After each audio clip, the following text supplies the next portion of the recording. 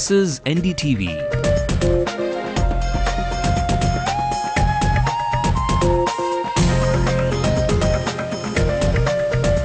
And you're watching NDTV Hindu.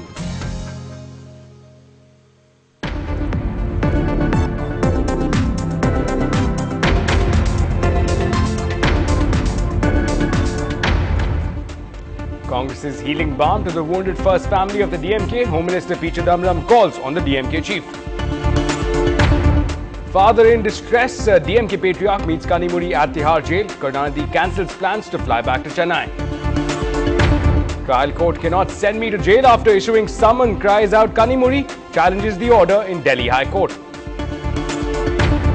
Car carrying Mariam Pichai crashes, killing the Environment Minister. Amma suspects foul play and orders a CBCID inquiry. A refreshing break from tradition. Don't disturb city traffic for my convoy, the new Chief Minister instructs the police.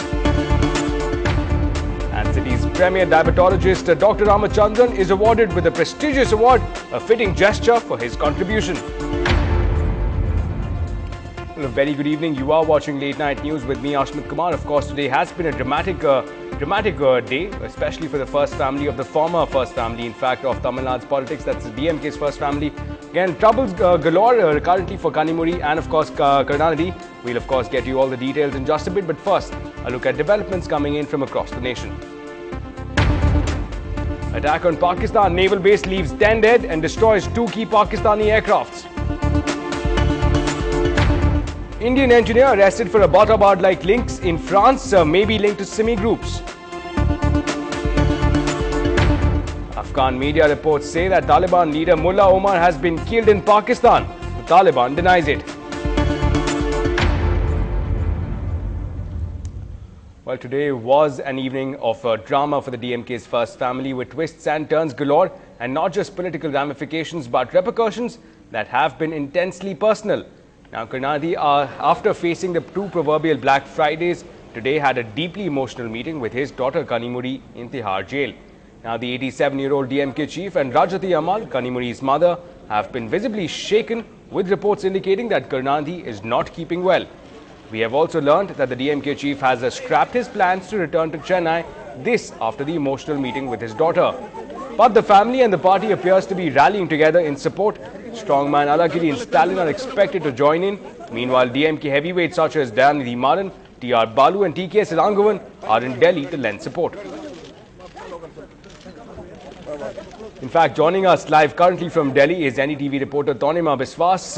Now, Tonima, if you can hear me, I understand that this was an intensely emotional meeting for the DMK's first family.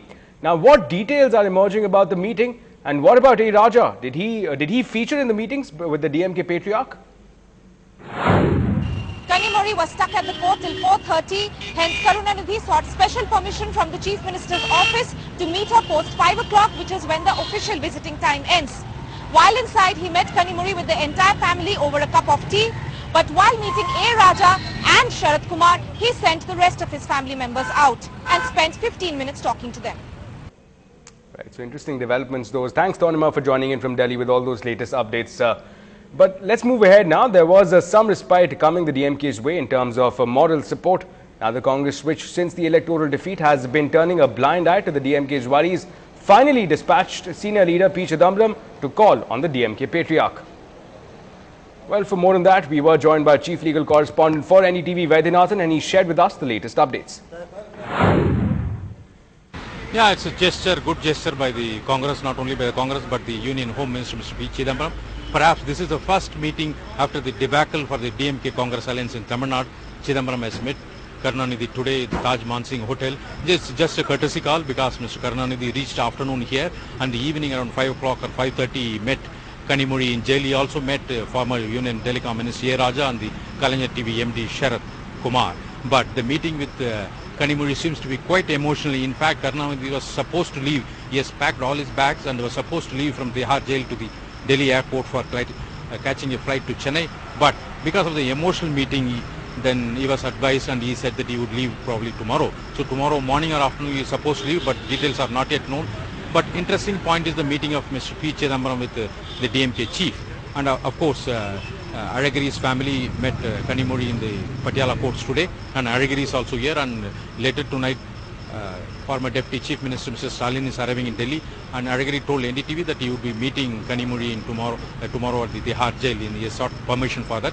Very interesting point. I am standing just now at the Taj Mansingh Hotel in Delhi. In 2004, when Karunanidhi came here with a thumping majority in the Lok Sabha, all leaders, right from Congress President Sonia Gandhi and other senior leaders, used to come here and meet Karunanidhi and for joining the UPA 1 government.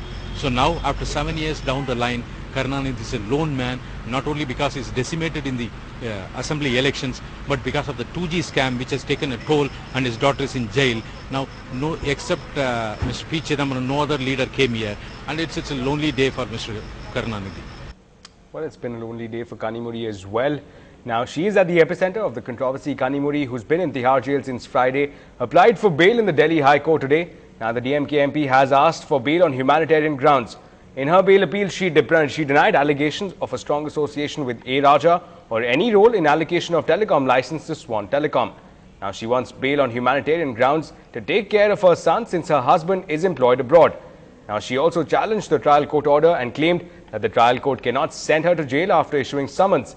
Kanimuri also added that there was no chance of tampering with the evidence as the document was already with the CBI. And while staying with news from the 2G case, the corporate heavyweights arrested for the alleged role will be spending more time in jail. Now, the Delhi High Court today dismissed the bail pleas of the 5, including Unitech MD Sanjay Chandra. Now, the 5 corporate executives who are in judicial custody had approached the Delhi High Court after a special court hearing. The case rejected bail applications. Now, they have all been booked for cheating, fraud and conspiracy. Well, moving on to some tragic news now coming in from the state. Early this morning, the state and the new AIADMK-led government received a big shock. Now, the Environment Minister Mariam Pichai died in what is being termed as an accident. Now, while travelling to Chennai, the minister's car crashed into a lorry at 7 a.m. He is believed to have died on the spot. He was heading to Chennai for the oath-taking ceremony. Now, the incident occurred near Padalur, about 30 kilometers from Trichy. He was 61 years old. And the body was later brought to the government headquarters hospital here for post-mortem. Meanwhile, the Chief Minister Jayalalitha left the Tamil Nadu Assembly towards Trichy and paid homage to the deceased minister. And in a move that is certain to raise eyebrows, the newly elected Chief Minister Jayalalitha has ordered a CBCID probe into the death of the Environment Minister. Jayalalitha claims that the public suspects foul play in the death of this minister.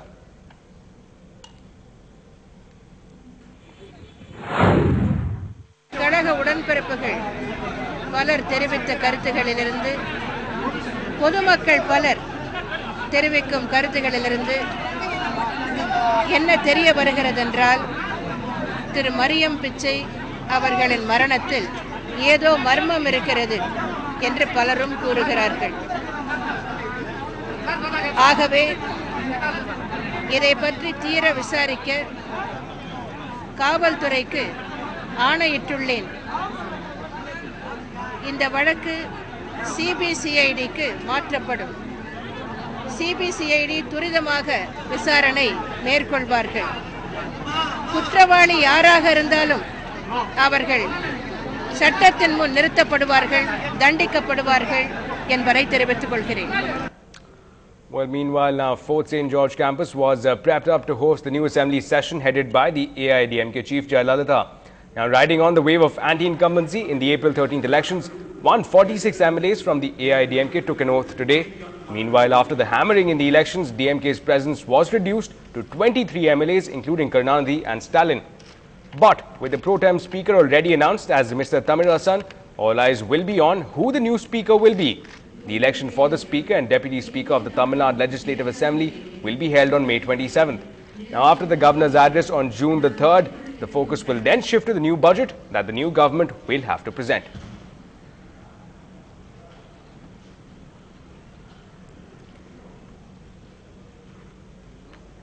And in more political news, the MMK has opened its account in the assembly with 2 MLAs now fighting in the elections in the alliance with the AIADMK.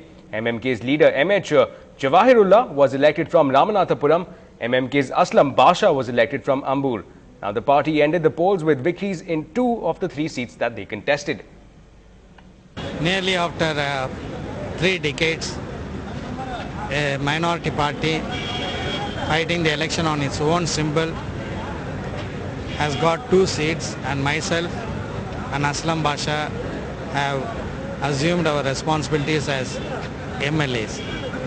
On our part, we will definitely champion the cause of human rights. We will definitely vociferously express our opinion regarding the improvement that is needed in our constituencies, and at the same time we will also strive our every nerve to make Tamil Nadu one of the best states of India. And well, the new Chief Minister seems to have come to power with a mission. A sea change as Amma turns convention on its head. We tell you how and why on the other side.